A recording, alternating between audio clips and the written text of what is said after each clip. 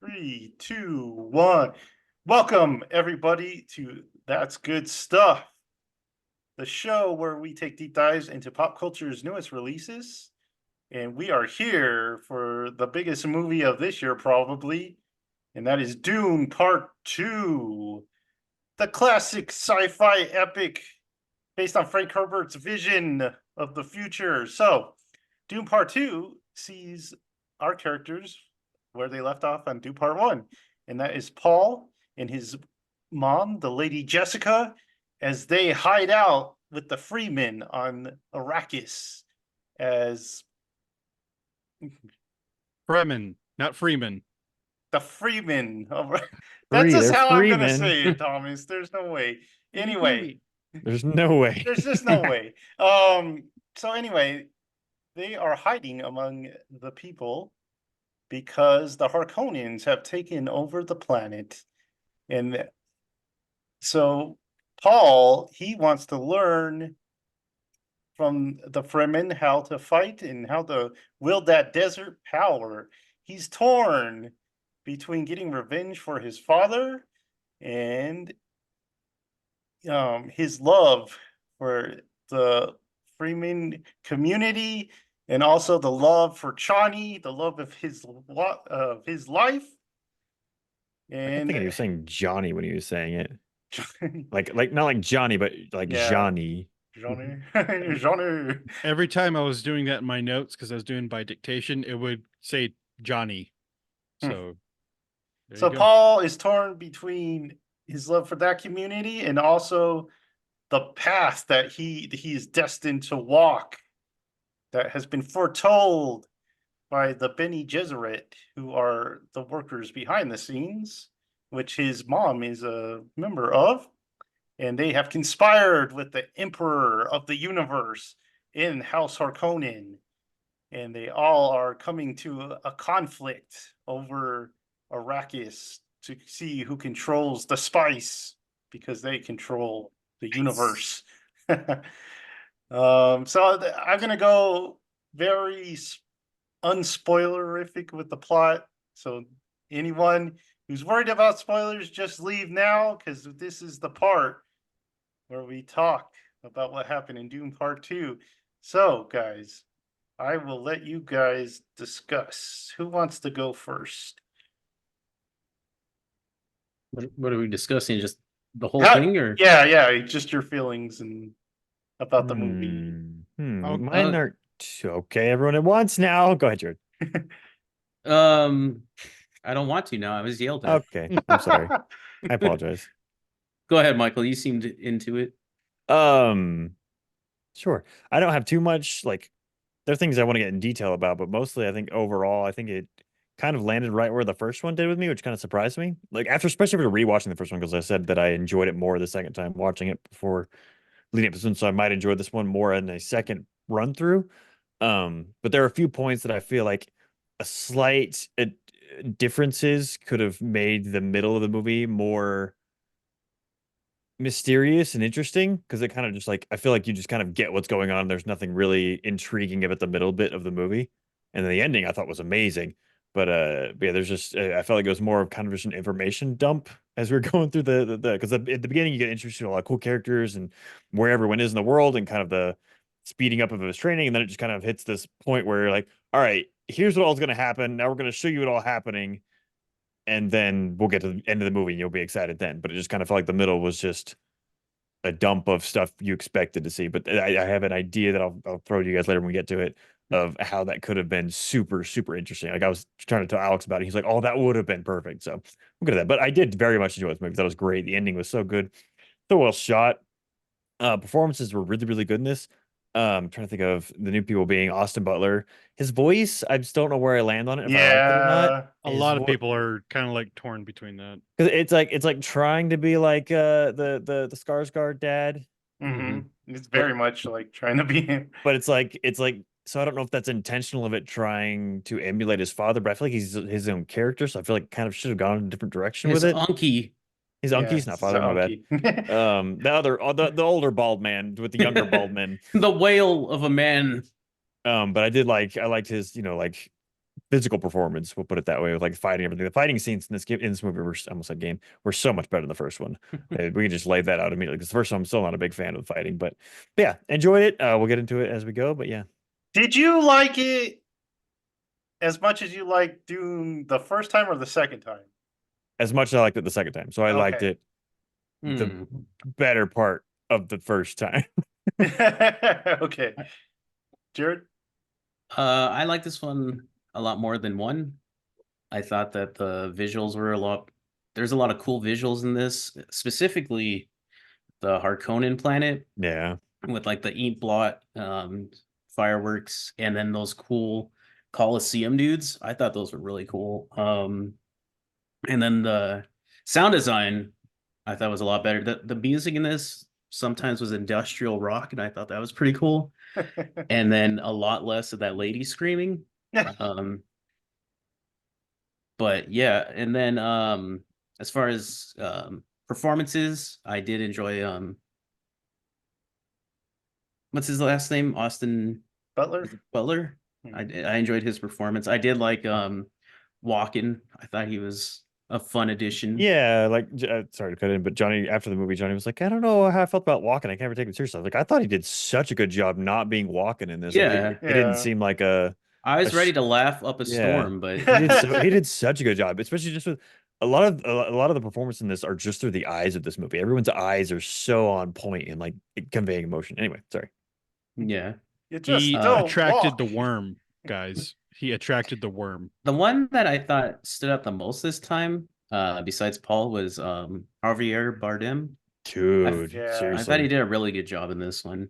But yeah, I really enjoyed this. I kind of want to see it again already. But I enjoyed it a lot more than one. Cool. So 2 divided opinions already. Go ahead, Thomas. I don't think they were really divided. They're Well, Michael, I hated the movie, Thomas. Michael, like the first one. No, that's not true. I like it. I said I liked it as much. It's on par with the first one right now for me. The first one, yeah. Okay. Go ahead, Tom. So yeah, I totally loved this movie. Let me get my notes. Sorry. How dare you? You had all the time of my words and Jared's words combined. Combined. Into the worm. This was the movie that like 13, 14-year-old Thomas, when he read Dune, wanted to see, and I finally got to see it. Like, one of my favorite scenes is the duel between Paul and Fade Ralpha. That's Austin Butler's character. I was just blown away by like the cinematography for this, Paul spinning a million times in the air. Yeah, the set design, the music was great. I freaking love the music in this. I love the chant. I don't care what you guys say. I don't care what Alex says. I don't know what you care. I love that because it just definitely ruined it for me. I don't care. I don't care. It was used too much, Thomas. No, it was only used 3 times in this movie. Thank you very much. No, I don't care. No, it doesn't matter. I love it. I want more of it. It matters to me. What did it doesn't Alex matter. say? Get Alex on. What did he say? He was saying in the first one, of course, when we rewatched it, he realized he was wrong. But he was like they do it every 10 seconds in the movie. Yeah, I remember him saying. And then so every time it popped up, everyone while we were rewatching it, everyone just looked at Alex and he's like. So now anytime it comes on, I'm like, oh god, now I'm just. It's not as bad as like laughing. Wonder Woman. Whenever Wonder Woman's on screen. But yeah, I love this movie. Like the end fight between the Fedaykin and the Sardaukar, when they're riding the worms and they're like just attacking the base, and oh my god, the freaking visual of the Emperor's starship being hit by the sand because of all the shielding. I loved all of that. Like this was like, I wonder if this is what people who loved Lord of the Rings, when they got to see that in theaters, this was like my type of hype. I was just like, I was so into it and so excited because I was finally getting to see the thing that I loved on screen and doing it well. It wasn't super cheesy. It wasn't, oh, it's kind of a cult movie. It's kind of, oh, you have to forgive this. No, this was done right. It was done competently, and it was so cool. And I freaking love this movie. And I went to go see this like at 10 or 11 p.m. And if there was another showing, I would have walked straight back in, but I didn't have that kind of time. So I loved this movie. I absolutely loved it. Now I did have some weird, more questions and problems with this, but I don't know if we want to cover that yet. Definitely was more epic than Lord of the Rings. I will say that.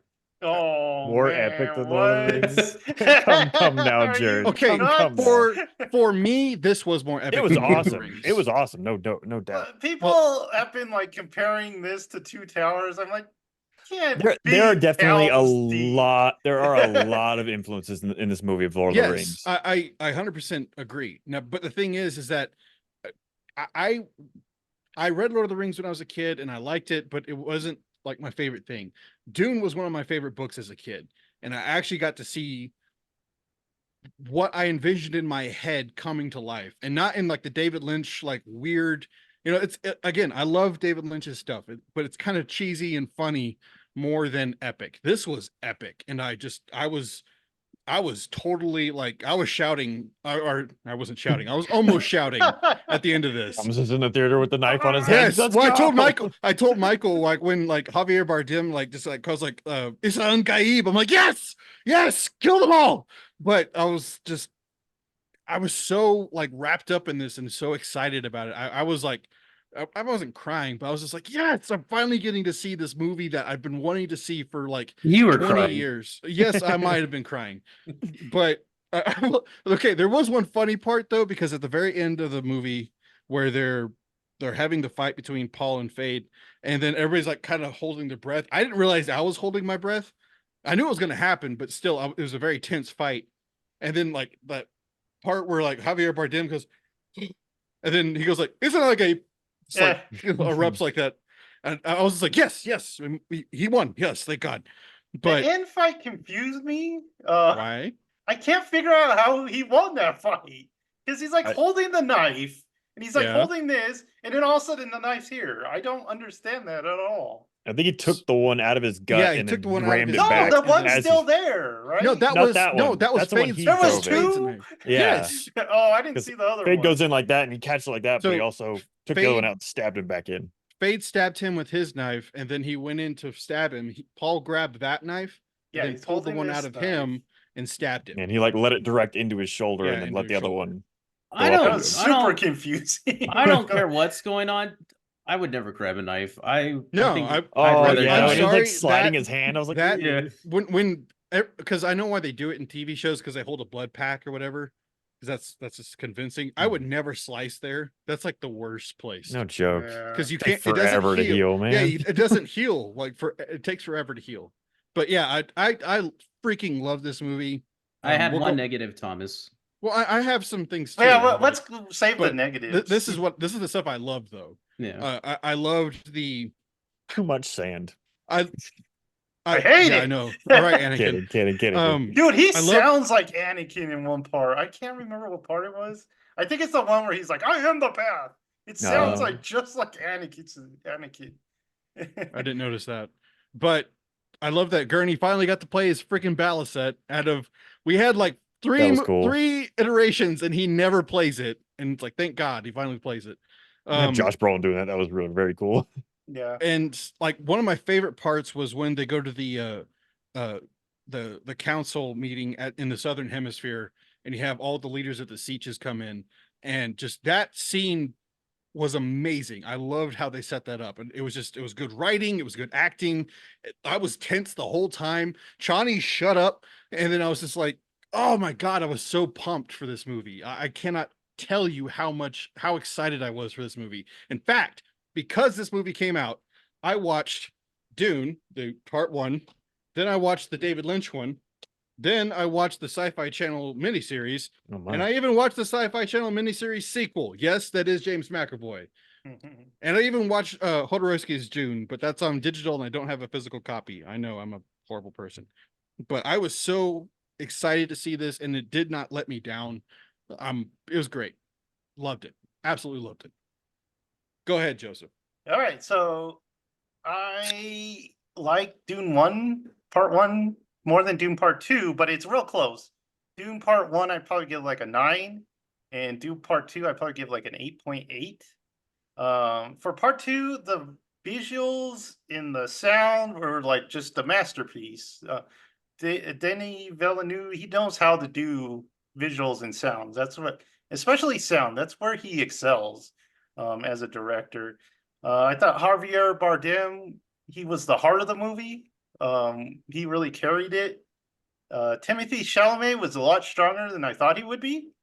I was not expecting him to give such a great performance, but he did. I was honestly surprised by this one because, like, in the first one, I was like, I mean, I think you're just acting young, which I get, but he was supposed to act like he's growing up, and he did it. He did a good job.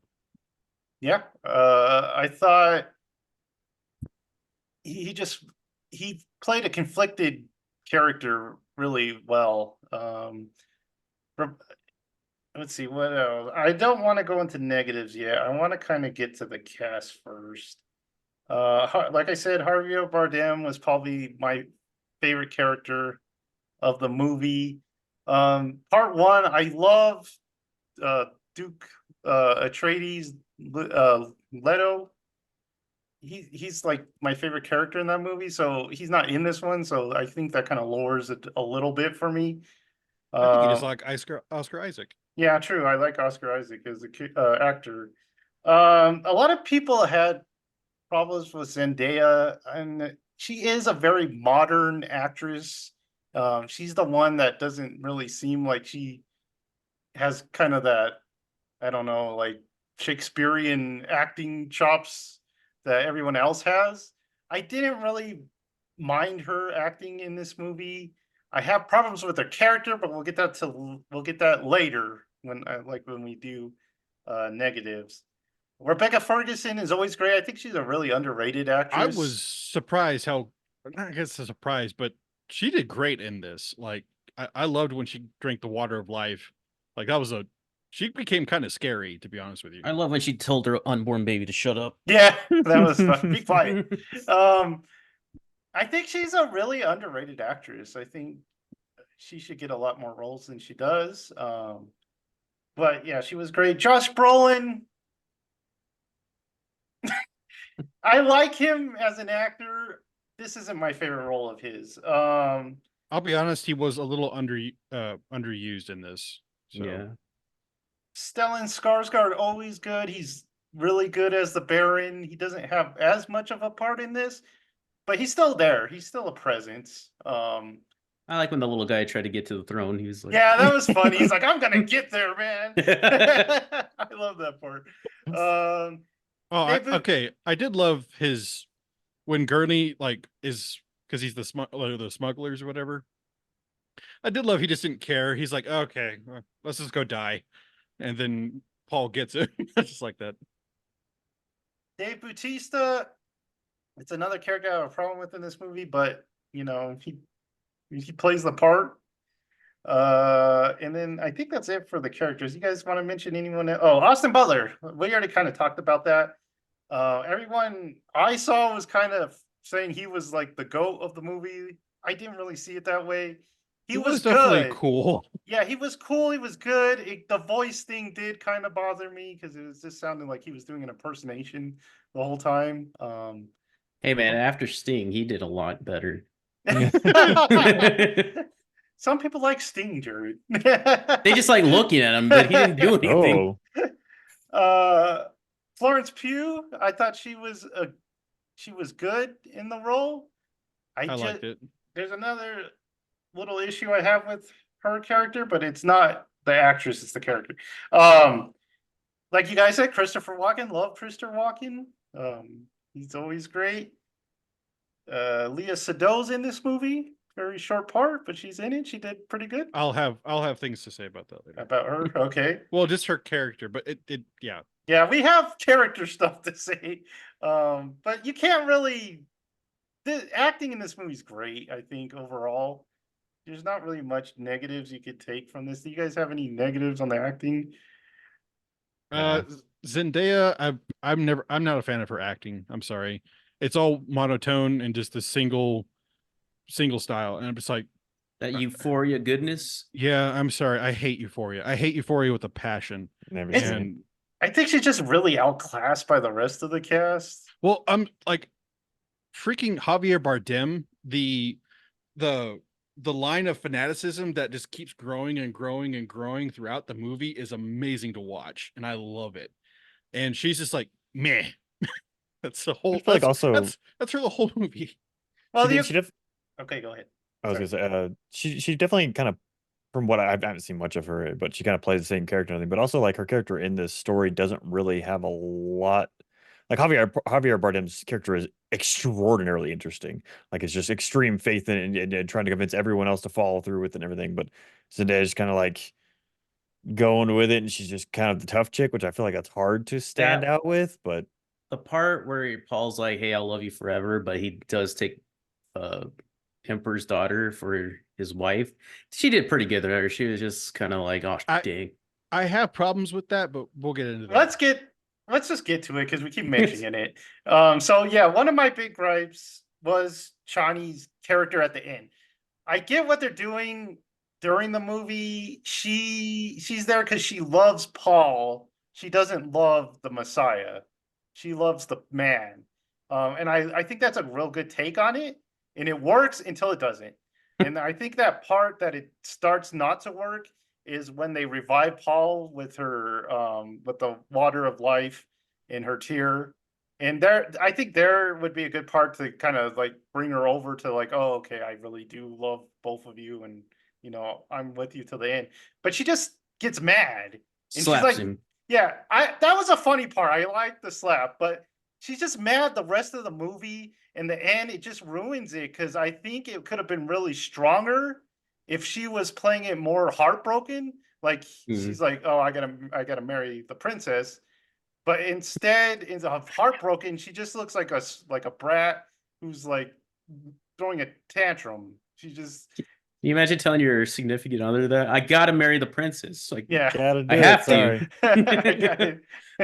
The universe Oh. is demanding this. The universe is demanding that I marry one of the most gorgeous women in the world. I'm sorry. I'm so sorry. But yeah, I thought it just kind of ruined the ending because it ends on her Mm. and she's still angry. And it would have been a lot more impactful if it would have been heartbroken and not anger, I thought. But that was my problem with Chani's character. So, Thomas, what do you want to say about her? Okay, so they kind of drastically changed her character from the book because in the movie, she's this person that is like pretty much an atheist, I think is pretty much what they're getting at. And in the book, she's not. She's completely uh fanatical, like super fanatical. And honestly, they kind of downplayed how fast they get together. I know it seems fast in the movie, but literally as soon as they meet in the book, they're like together. Yeah. They have a kid that in the first Dune book, they have a kid and he gets killed by the Harkonnens when the Siege is that when the Siege was destroyed and Javier Bardem's like all messed up. That's where their son dies. And it's actually kind of important because they named that kid Leto the second, and that name becomes more and more important because there's Leto the second, and there's because he's the older, and then you have Leto the second, the younger, who is also super important later on down the road. Jared knows what I'm talking about. Just a little. Just a little bit. Yeah, And I could see why they cut that just because it'd be confusing. it is, but there's the things that kind of like lead into the next set of stories. Sorry, that they need to have in this one, and they didn't really have, and I was kind of confused why. Um, I didn't like the ending with Chani because she goes off and she's like, "Man, I'm angry," and she like goes to write a worm, and I'm like, "That's not the ending of the book." What Paul says to her, she might have my hand, but she will never have my heart, and you will always have my heart. And that's a big point of contention in the rest of the books. Is Paul doesn't love Irulan at all. He is married to her, but he doesn't care.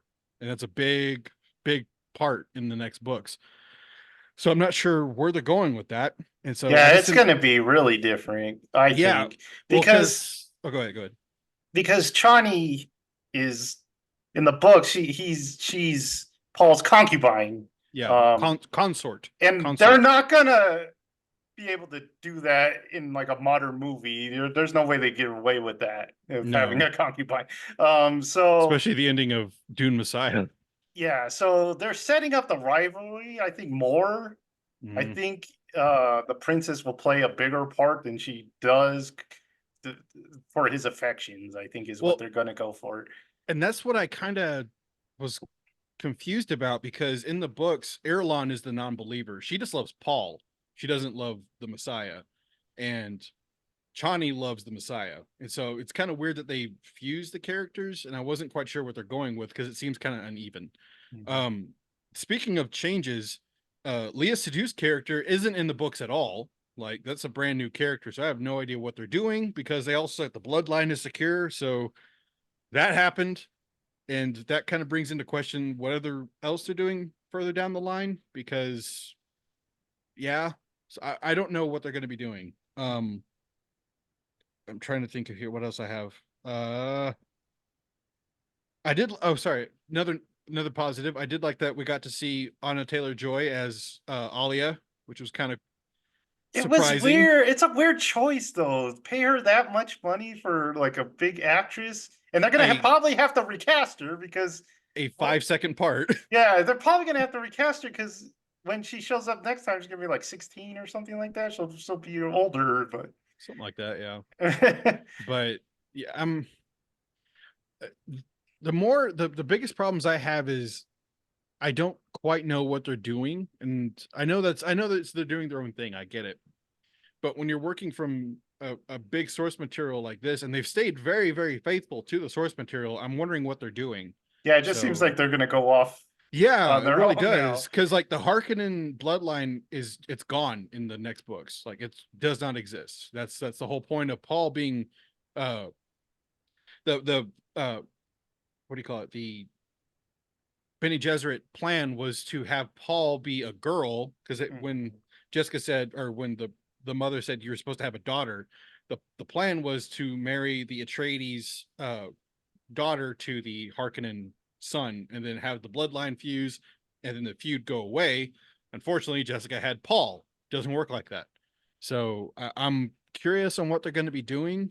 I don't know. It's going to be odd, but I am looking forward to it. I'm just confused, I think, is my biggest part. So They're gonna bring in robots and aliens, and they're they just- can't do that, Jared. Vampires. Yeah, it can. It's the Kevin Herbert one or the Brian Herbert. Oh, the son. Brian Herbert. I thought it was hilarious when it showed up that Brian Herbert was like the executive producer. Alice is like, get out of here. We don't want you. Okay, so Michael probably doesn't know what the heck we're talking about with the lore stuff, but what did you have any negatives? I did have a few negatives, but yeah, Okay. going off of what you guys said about the story, I have no idea what the heck's going on. Like, to me, this seems like, to keep it as unspoilerific as possible, the influence to a certain anime that finished last year. We'll just say that. That's kind of where this storyline seems like it's leading. But Jared's the only one that got that. AOT or Yeah. okay. It just seems like a very strong inspiration for how that story ended up going, and that's kind of how I envision this is going. And we're going to get it from Zendaya's point of view going into the third movie, where it's kind of separated from Paul, and she's going to be, how I see the third movie is, she would be the main character. I have no idea what the heck Messiah is that would make about. people I do angry. have a negative. This is just a lore specific critique. When Zendaya and Paul are fighting in the desert and they're shooting at that gunship, the gunship has shields. It should not have shields in the desert. That attracts the True. worms. Also, they have But it was in the laser sky. guns. Yeah, that doesn't matter. They still Okay. detect the vibrations. But the biggest thing is that they're firing on the gunship with laser guns. And when laser guns meets an energy shield, you have a thermonuclear explosion. That's why you don't use them. Ooh. So It's a very cool scene, though. Yeah. it was a cool scene, but I was Cool just like, scene. no, bad Villeneuve, bad. But anyway, so my negatives are mostly just honestly kind of surrounded with the Harkonnens, not the actors or characters, but like the utilization of them. Yeah, I've So, heard like, a lot of that. Going off of Dave Bautista's character, super interesting in the first book, got to this one, and he just was laid out to be a big whiny baby that ran away. And I was like, Yeah. that's where we're gonna head into this. Is he's just an incompetent big baby that just went away, and then how he died, I didn't care for that scene at all. I thought it was not a very strong fight scene or anything. It just kind of was like, Yeah. I don't Well, know, there wasn't a lot to him. that's my major other gripe is that ruins Gurney's story Mhm. because he's like, oh, I want revenge against this guy, Yeah. but this guy's just been insulted the whole movie and Yeah, he's made just to kind of look made a joke. wimpy. Yeah. Yeah, so that doesn't hit at all that he wants revenge on this guy. And then going to the other one with Austin Butler's character, Fade Ralph or whatever his name is. Super cool character. Love the scenes he in, but I still You got feel it. like underutilized. Like he's just not really a threat until the end when they have this. It's like they plant the idea of this fight that's happening, but they don't build any tension to that fight. You don't like his cool villain suit with the cape? I liked all of his suit. I liked his visuals and everything. Every time he That was in was it, it was threatening, man. I was like, this guy's gonna kill everyone. like I like this, like you guys said, on the scene in their planet, whatever, everything's black and white, and he's in that huge arena, whatever, fighting. They kind of introduce the idea of this fight, but they don't build the tension to that fight, in my opinion. So it's just kind of Yeah. like came and then poof, it was over. Okay, well, there goes that bad guy that I've been waiting the past hour and a half to see again. And then for the end with the big guy, the what the heck is it called? I'm Oh, drawing a blank. Baron? Baron. I want to say Barconen for some reason. Baron Vladimir Harkonnen. There you go. I'm mixing things. Anyway, disappointed in his kind of like I was bulletness. disappointed a little There bit wasn't in this enough in one. him because I feel like it's almost the same thing with Snoke in Star Wars. Like you built up this big villain and then he just kind of goes away. And I was like, That one scene where he kills the two attendants was pretty creepy. oh yeah, it was awesome. I love his character, and I wanted more of these guys to be throughout the movie to kind of build the tension. That's why I said the middle of this movie hits this kind of lull to where there's, like I said, it's just kind of placing things in order for the end. And one fix that I had for that, it's not really a fix, but I would have loved this so much. Is like, so it leads up so much to that drinking the worm piss, whatever it is, water of life. And and so you get all this built up scene where Paul is struggling so much. Like, do I do this? Do I not? What do I do? I don't want to go back because I don't want to make the prophecy happen. A bunch of people die, blah, blah, blah, blah. And then in my opinion, if it had been to where, because after the scene, there's not much, but there's enough that there's not much, so they could have taken it out. I think after he drank the water and she slapped and walked out, I don't think we should have seen Paul say another word until he comes down with the army on the hill. So that would leave. So it should have been all from like think of the scene. There's a scene in between that where he's giving instructions to them. Hey, you're going to come from this side. I'm going to come from this side. And they're going to come from that side. Like just take all of that out. Maybe show it from the back and have it all from Zendaya's point of view. And because that's really like her. It would implant to me like the real kind of mystery. That's the mystery it needed. I feel like in the middle, like what happened? What did that water do? Because you get it, you understand what it did, but you don't know where Paul's head is in it. And so like to not really have any contact with him until the moment where he comes down with the army, then goes in to kill the Baron. Like, oh man, what an impactful scene that would have been if that was the first time you really even see Paul's face from the moment he drank the water until the moment he stabs the Baron. He turns around, his eyes are there. Oh my gosh, dude. Oh my gosh, it would have been so cool and impactful, It could have man. been interesting to show, like, has he turned to the dark side or something Yeah, like that? because it's just that question of we like, got what that is though from when Paul comes out from the cave and he's amongst the masses and they're following him and he actually like has like the moment of follow me for the fighters, long live the fighters, and you have that amazing, awesome shot of him in black and the worm coming up behind him. That was Oh, great. that was awesome. Freaking love that So scene. cool. Yeah, but I Like- think what Michael is saying, it would have made it more mysterious. Like, is he still the person he was Yeah, 'cause before he drank the? I wanted to question that more when I didn't question it at all in the movie. Yeah, Like I still feel like his intentions and his forward plans are more set in stone, but he's not really a different person. Whenever I feel like yeah, Zendaya was wondering, like from her point of view, because it cuts whenever because I have that scene in my mind a bunch. Whenever he is like I said, he's commanding, like you're from this side, you're from that side, then I'm gonna come from the north, whatever. And then it goes back and it shows Zendaya, and she's kind of watching him from behind, and she's like, you could tell she's wondering who he is now. And I wanted to be wondering that rather than be yeah. set where I was. But I feel like it would have been so cool. But I like that scene where he comes off the hill though. That's where I was talking about, like the kind of Lord of the Rings inspiration. I feel like that he probably took from them marching down, just because that's such a cool visual of them coming down the hill toward it. And like you guys said, him marching up to that, and that scene in the freaking in that throne room when he kills the Baron, that was so cool, man. Oh my gosh. It's just his like the presence. And I felt like that presence would have been so much more if, like what I said, the mystery was built up. But I I love love that. But when yeah, he yells at the Reverend Mother. Yeah, that was That cool. was cool. oh man, and I loved That's such a satisfying thing when characters like that act all knowing and everything are put in their Mhm. place. Very Yeah. satisfying. And then any other negatives? I think it really just was that. I can't remember anything else, but yeah. Jared, you got any negatives? I have one, but first I forgot some positives. I did like the worm piss, as Michael called it. And then I like the hints at what it actually does and like how much they actually get to see from their past and the future, and just like how much knowledge Paul has now, like how much he has to deal with. Like he sees a vision of much later in just like the ocean on Oh, I forgot about Arrakis. the That was very ocean. cool. That was I forgot That about was the amazing. cool. ocean. Yeah. Um, I just all the like trippy stuff is cool because it's a lot more from the book and stuff like that. Go ahead. Do you think? I mean, I guess this is specifically for you, I guess. So Alia is born in the book, but she's born as pre-born, so she's able Yeah. to speak like from birth. Mhm. Do you think it was easier to keep her like not born Yeah. than I have this like that. talking baby? It was Yeah. interesting too. I really like that because I know that's a change from the book.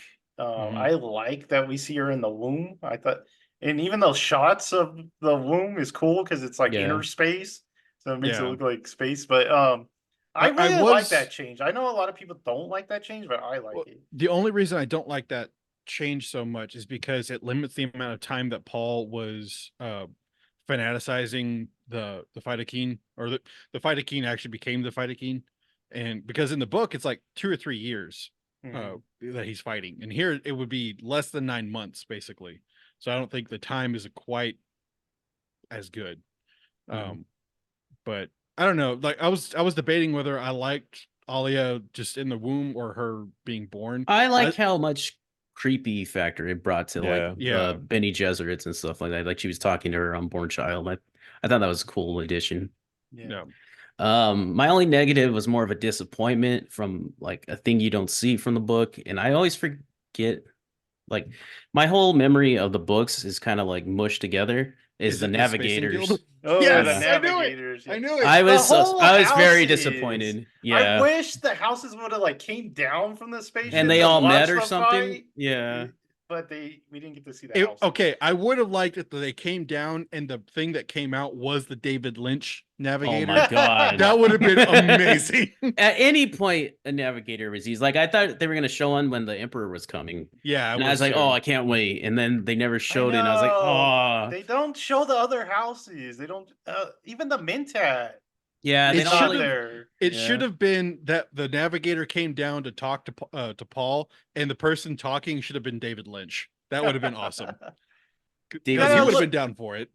That's the best part of that movie, Michael. Mhm. You gotta look up a YouTube video of the navigators. I have the old movie on my watch list. I want to watch it sometime. Yeah, that's the It's a best very part. interesting watch. But they totally cut out the Mentat. There was mention of one in the big first Thufir one. wasn't Yeah. gone, or Thufir was gone, which that was a big thing. I guess So- they just wanted to focus right on that, but Yeah. Well, and we never get his fate confirmed because, like in the books, like it is a fate that is confirmed after a while because he's working against Paul, but not really against Paul. But yeah. it's kind of in conflict because they're poisoning him. So it's And I like just the lack of mentats in this was kind of upsetting because they're kind of like the Like male you said, equivalent mentats. to. he did. I did. That sounds like you're saying like men tattoos is what my brain said. Men needed more tattoos. Oh, Mentats. Okay. It's like- Because they're kind of on like the male equivalent to Benny Gesserits, so I thought the lack of them was kind of Yeah. disappointing. They said they shot scenes with him, but they cut it. Oh, really? Yeah. But that was really my biggest negative in this movie was the lack of navigator, because that's like the coolest stuff. It was cool Yeah. seeing the baby worm though. That's kind of cool. That's why it's cool when they go to around like that thing. Getty Prime or they go to the Emperor's planet. Dude, because you get to see the outside world. I was having Mhm. some like, what do you call it? Not flashbacks, but I was like really enjoying the Getty Prime designs because that's right out of the H.R. Giger stuff that Jodorowsky had like commissioned. Because like that big dome that looks straight up H.R. Giger, and I freaking love that. I Yeah, also that- love the Black Sun was awesome. Yeah. that was cool. And then And you then had those xenomorph guys. walking Yeah, those around. guys are so cool. What were you gonna say, Jared? Were you gonna I say don't something? Okay. remember. So we already kind of talked about my weak points was Johnny and Gurney, but one other thing, it's not that bad, but it's the book, like every start of the chapters, you get the princess's The diary. diaries. Yeah. So I'm really excited to watch both these movies back to back, but I feel like it's not going to connect as perfectly as it could, just because they don't have like the princess in the first one, and they should have at least put one of her like chapters in the beginning. The first opening line of the book is a diary entry. It's like, don't Yeah. judge Paul Muad'Dib, you have to judge him of his time. And yeah, so that would have been just so easy to throw into the first one and to make the two movies kind of connect. I just have a feeling they're not going to connect as well as I wish. The freaking Sardaukar didn't talk in their Sardaukar talk. No, they didn't. I was mad. I was like, no, they shouldn't be talking English. They should They be just- talking that whatever pre-workout song thing that I have. The throat singing. The throat singing. Dude, I lift weights to that stuff. Like, it's awesome. I did tried, have I can't. that at the very beginning before the Warner Yeah, Brothers they did had it. Yeah, but they did. That was kind of weird that they were just talking like people. Yeah. I did like the Imperial Sardaukar though. The ones like inside of the chambers had the ceremonial broadswords instead of like the ninja swords or whatever that the other guys do.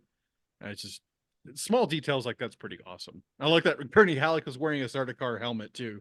It's like, this is mine now. So Did they ever mention the daggers that the Fremen use? sort of, but they didn't really like clarify what that was because they said it's a maker. And I'm like, if you know what the books are, yeah, you know what a maker is. But They say in the first one where the Mhm. knife comes from, but I don't think they say in the second one. they didn't say it from the first one either. Yeah, they It's- say it's one of his teeth or something. I don't think Oh so. yeah, I vaguely remember that. Yeah, Um, they do. You gotta pay attention, Thomas. What else? What else do you guys want to talk about? Any other likes or dislikes or anything? I just we talked about Javier Bardem's character, but I just loved the continuation of the disbelief and belief between this like the two tribes, like the southern tribe and the northern people, like how they just brought it up. Like that one chick that was with Zendaya the whole time, she's like, "Oh my gosh, listen to him over there preaching," and they were like bowing. He's like, "Be quiet, we're praying." Yeah. Blasphemy. But blasphemy. But I love that kind of just inner conflict that took these two people, though they were all like it was interesting to see them do that, and then they would also have drinks together and be friends and everything, and they just had like these two disbeliefs, even though they kept going the same path or like what they believe. I don't know. So I love that throughout the whole movie. I don't know. I definitely want to watch. I want to see this movie again. Like That really sounded like quickly. Dune, something out of Dune. Oh, I love the freaking sandworms have the I mean, you understand why they're attracted to continuous vibrations because they have one. Mating call. I don't think so. I did like when the they don't Paul was mate. like it was called Dune, whatever. I like that when he said the thing. I was like, oh, I didn't know that. Yeah. Well, I did Exciting. like that part too. Is like if you want to speak, you know what you have to do. Is like why would I chip my sharpest knife before battle? That doesn't make sense. I'm like, Yeah. yes, Yeah, I it's such really a cool like line. that. That was a very cool scene. And the one where they're like doubting him, so he like Mhm. tells the guy his history about Oh, his mom yeah. and stuff like that. That was really cool. I know Getty Prime, when they have those Atreides soldiers, Mhm. that one dude is buff, man. He's he's like a big old dude, but yeah. Do you guys? So you guys have you, all of you read the books? Mhm. At least that Villeneuve's covering, Well, this is just the he's first one. doing, I know. Yeah, those are the book. because he's going to do Messiah next, correct? Yeah. Yes. Well, Messiah's next, and it's going to be Doom Part 3, I think, because Yeah. it was a little confusing. Because he said he wanted to do one in 10 years, but I think the 10-year one is Children of Doom. So I Yeah. think they split Doom, the first movies, into 3 parts. well, And Messiah is also the shortest of all the books. Yeah, it's like a so, novella. Yeah. Oh, weird. Yeah, It's almost like an epilogue. It's weird. yeah. It's. Interesting. I think I read that like Herbert was just trying to explain what his themes were and stuff like that through Huh. Messiah. But yeah, because it was confusing because he did say he wanted to do it in 10 years, but I think he's talking about Children of Dune in 10 years, which makes a lot of sense because like his sister will be 16 and or not 16, she'll be 10, but but I think that makes a lot of sense to wait for 10 years for Children of Dune. But yeah, part 3, when they announced that, it sounds like that's going to be Dune Messiah, which is kind of cool send off where he's like, he tells them to go, bring him paradise. That was awesome. I love that part. And yes, Michael, 61 billion died from the Crusade. So Billion with a B. How many Although they- robots have died already? although they called it holy war, it's supposed to call it jihad because that's what they call it in the book. So it was a little, Well, jihad is a holy war. I know, but they call it that. How many robots died in the All of them. the jihad? That's why it was the Butlerian jihad. All of them died. How many were there? Doesn't matter. All of them died. All right. Any last thoughts before we close out our review of Dune? It's like a. I'm excited to watch it again. I am too. Yeah. Same. I'm debating whether or not to go to IMAX, but Oh, I saw it in IMAX. You did? My Was the view. theater still trash? was it bad? It wasn't as bad as Spider-Man. Okay. That was Yeah. I almost asked for my money back when we went to see Spider-Man. Well, I even went to Cinemark and one of their speakers was rattling next to us. I was like, "Dude, I'd rather just watch this stuff on my home. My home stuff is better than all of this." I'm like, Alamo was "God." great. Actually, I Yeah, need to fan. go. I need to go XD. That's what. our Well, XD we went with is Ben's good. family, and so they got Mm. they got the tickets. So, but Oh, XD is usually really consistent. But yeah, I XD have is problems really with good stuff like about that. sound. yeah. XD's great about sound. Yeah. Anyone have any like theater? Yes, I do. Okay. So God. So I went in the afternoon. It wasn't, I wouldn't say full, but it was still packed. Everyone was loving it. I leave the theater, and this old lady didn't like it. She's like, I just watched 3 hours of word salad. And that's the only negative review I've heard so far. So Okay, so Alamo has, because Alamo has like the pre-show if you go earlier. Mhm. They had a last time on the Dunes, and it was a compilation of every adaptation of Dune, telling up to where Dune Part 2 takes place. And it was great because everything was intercut and everything really flowed really well. It's like a 10-minute video. But when Patrick Stewart shows up as Gurney, there's this one person behind me that went, "What the hell?" So, I was just Picard. laughing. Yeah, I was just laughing because Why is he here? it's like this big close-up of Patrick Stewart and like literally, what the hell? And so I was like, Michael? He really looks like Picard in that too. I mean, it's I just know. Patrick Stewart, It's- but it he was looks like right before Yeah. Star Trek. So There is one guy in our theater that just kept like repeating things. Like, remember when Javier Bardem tells Paul to go over there, like to test him, and he's like, "Don't listen to the djinn." The guy behind us is like, "Djinns," and I was like, "Okay."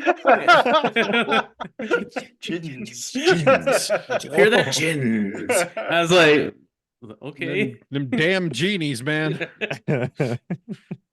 That's good. But he kept doing Jeez. that. He kept doing that with other things. Like they would say something, and he's like, "Did you hear that?" And I was like, "Calm didn't down, have- my guy." Did he go? "It's not like a-" So Yeah. I didn't have any weird theater experiences in Dune, but outside, I went to the bathroom and we went to Tinseltown. And so they have their doors propped open with the trash cans. Mhm. And so, okay, so to the right in Tinseltown, they have, theater, that's like 9, 10, and 11. We were in 11, and then there's the break off to the hallway to the bathrooms. Yeah. I was in the bathrooms. They were all outside of like theater 11 where the path splits. And standing in the bathroom, go to the bathroom, I could literally, it was almost as though they were all standing directly behind me. The sound was traveling perfectly down the hallway through the door, bouncing off of the perk thing where I was like, I could have sworn they were all standing at the door or by the sinks. And I went out and they're all down there. I was like, I you could should hear every word you were saying. It was you should record. You should bizarre. record an album in there. Acoustics are great. It was bizarre. I was like it was so clear. Anyway, that was weird. And right behind Michael, he hears "Djinns." In the bathroom. Coming from the walls. Jeez. Don't trust them. Don't trust him. All right, so I think that's going to do it for our review of Dune. Like, subscribe, and notify yourself for even more good stuff to come. And remember, one does not simply walk into Arrakis. Just not done. All right, see you next time. Bye.